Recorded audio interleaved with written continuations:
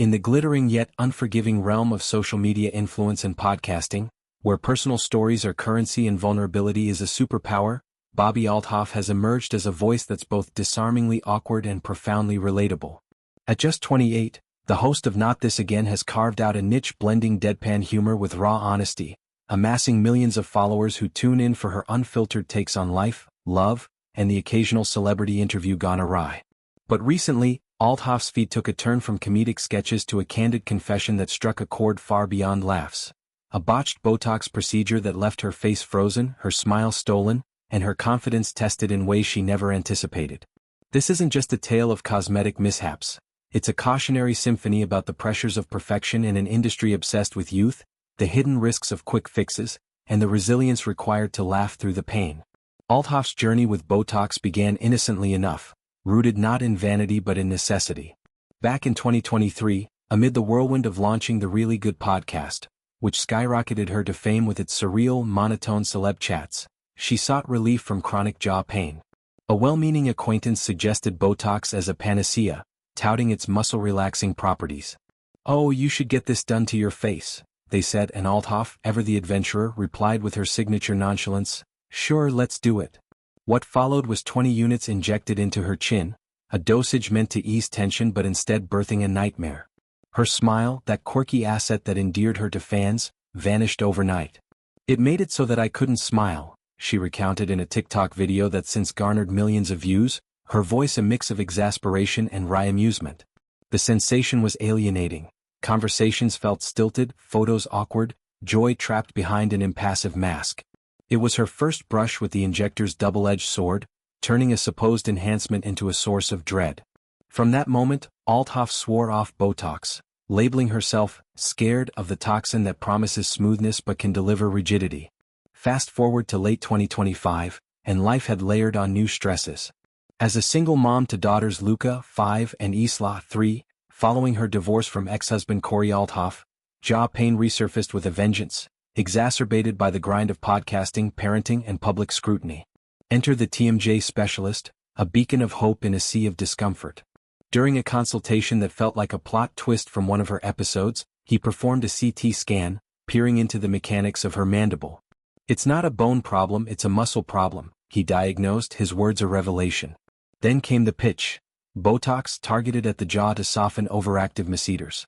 Althoff hesitated, her 2023 trauma flashing like a bad sequel. "Yeah, but I've had a bad experience with Botox," she admitted. Undeterred, the specialist assured her this was different, therapeutic, not aesthetic. "It will really help," he promised, painting a picture of loosened tension, easier chewing, unburdened speech. Against her instincts, she consented, receiving 25 units on each side of her temples, a quantity she later dubbed a lot, her intuition whispering warnings she chose to ignore. The aftermath unfolded like a slow-motion horror reel. At first, subtle, a tightness around the eyes, a heaviness in the brow. Then, as the neurotoxin settled into her system, Botox's hallmark is its gradual takeover, the real torment began. "My eyes look like they're frozen," Althoff lamented in her confessional TikTok, captioned simply #botched Botox. She attempted a smile for the camera, but it emerged as a grimace, lips twitching futilely against invisible restraints. "But the worst F-king part? I can't smile. My face is frozen. I can feel all this tension right in here. It just hurts." The pain radiated, a constant throb that blurred the line between physical and emotional. Talking became laborious, words slurring as if wading through molasses. Eating? An ordeal of discomfort, every bite a reminder of her vulnerability. Desperate, she looped back to her dentist, pleading for reversal. The verdict was cruel. Dissolution wasn't viable for months, the toxin's grip unyielding. "I'm afraid of what it's gonna change in my face, but I can't do anything," she shared, her voice cracking with rare vulnerability. "So for the next 3 months, I'm just gonna F-king look stupid." In a medium where image is everything, this admission was revolutionary. Althoff, the queen of unflappable cool, reduced to raw frustration. Her story resonates because it's not isolated.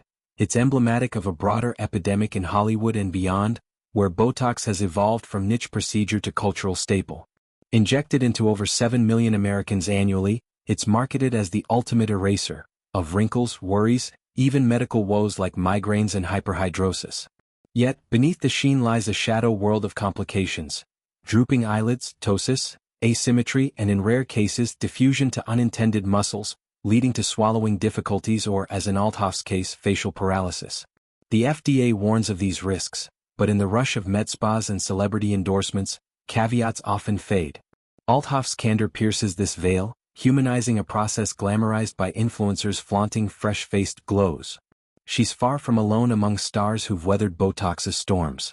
Take Meghan Trainor, 30, whose confessional on her Workin' On It podcast peeled back layers of regret. After multiple rounds of injections and fillers, her signature megawatt smile morphed into something strained, unnatural. Someone convinced me with my little lips that if you did a lip flip, you put filler right above your upper lip, that you could have a beautiful flip on your upper lip, she recounted, voice laced with hindsight's bite. It was not true. I cannot smile anymore. Trainor's arc mirrors Althoff's. Initial allure giving way to alienation, a reminder that enhancements can eclipse authenticity. She dissolved the fillers, reclaiming her grin, but the emotional toll lingered, a testament to how these tweaks ripple into self-perception. Julia Fox, the Uncut Gems actress with her punk poet edge, has voiced similar qualms. In a Raw Allure interview, she lamented her past surgeries: liposuction, rhinoplasty, veneers, Botox, fillers, done not for joy but survival. When I see someone and I can tell they've never done anything, I wish I could go back and be that person, she admitted. I was so hung up on this idea that I needed to be attractive to men so that I could survive. Fox's reflection underscores the patriarchal undercurrents driving these choices, where women's worth is tethered to unaltered youth. Yet, she tempers regret with pragmatism.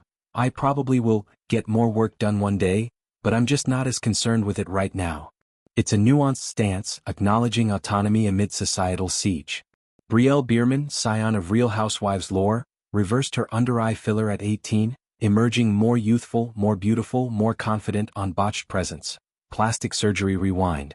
Her skin tightened, spirit lifted, a reversal narrative that contrasts Althoff's waited-out limbo. Larissa Santos Lima, the 90-day fiancé alum, downsized breast implants from 1,500 cubic centimeters to 700 cubic centimeters, calling it liberating and healing.